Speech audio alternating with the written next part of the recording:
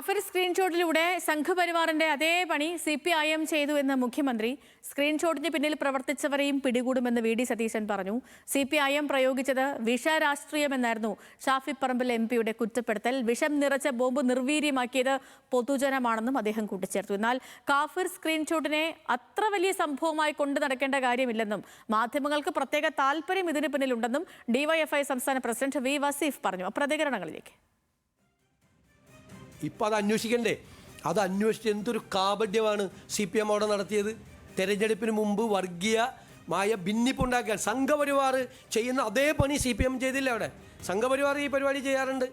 അതേ രീതിയിൽ CPM ഇങ്ങനെ ഒരു മുസ്ലിം എന്നുള്ള കാൻഡിഡേറ്റാണ് ഇപ്പുറത്ത് നിൽക്കുന്നത്, കാഫിർ എന്ന് അപ്പുറത്ത് നിൽക്കുന്ന ഒരു സ്ഥാനാർത്ഥിയെ അധിക്ഷേപിച്ചു എന്ന് പറഞ്ഞ് UDFനെതിരായും UDF സ്ഥാനാർത്ഥിയെയും തോൽപ്പിക്കുന്നതിന് വേണ്ടി നടത്തിയ വ്യാജ പ്രചരണത്തിൻ്റെ ആണിക്കല്ലാണ്. അത് പിടിക്കണ്ടേ? പിടിക്കാതിരിക്കാൻ പറ്റുമോ?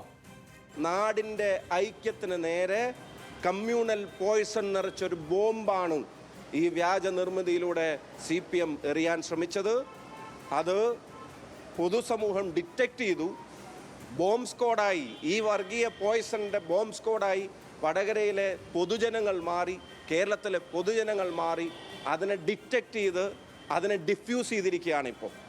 മാധ്യമപ്രവർത്തകരുടെ ഒരു വല്ലാത്ത താല്പര്യം നോക്കണേ. ഒരു കഞ്ചാവ് കേസിൽ 2.5 കിലോ കഞ്ചാവ് കേസ് പിടിച്ച ആളെ സംരക്ഷിക്കാൻ നല്ല താല്പര്യവും ഒരു പ്രശ്നവും ഇല്ല. ഇവിടെ ഒരു സ്ക്രീൻഷോട്ട് ഏതാ ഗ്രൂപ്പിൽ, വാട്സപ്പ് ഗ്രൂപ്പിൽ ഇട്ട് എന്ന് അത് പ്രചരിപ്പിച്ചു എന്ന് സംശയിക്കുന്ന ആളെക്കുറിച്ച് ഒരു വലിയ തീവ്രവാദിയാക്കി ചിത്രീകരിക്കാനുള്ള അമിത താല്പര്യം.